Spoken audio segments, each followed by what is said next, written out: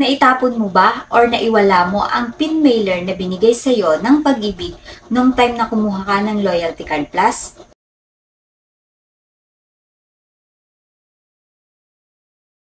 Hello po and welcome back sa aking channel. Dito po ay nagsishare ako ng mga basic video tutorial based from our own experience. Kaya kung kayo po ay bago sa aking channel at nakatulong sa inyo ang video ito, don't forget to subscribe, like, comments, and click the notification bell para mas maging updated po kayo sa susunod pa nating mga tutorial videos. Ano po ba yung sinasabi kong pin mailer? Ito po yun.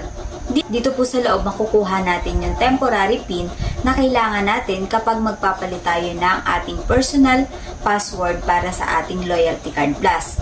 So, ang problema, paano kung naiwala natin na hindi sinasadya o kaya naman naitapon natin na hindi rin sinasadya?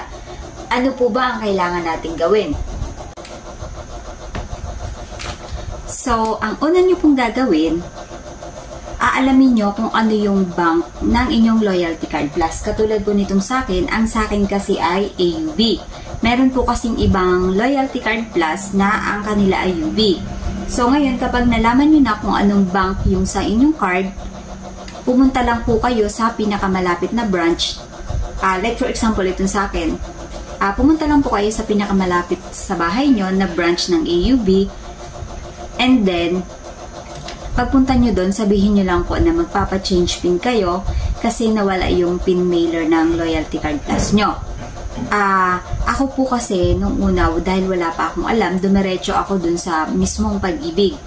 Pero, sinabi sa akin nung guard doon na kapag daw ang concern ay regarding dun sa mga card na sa Loyalty Card Plus, yung mismong bangko na daw po ang accountable dun sa mga ganong concern.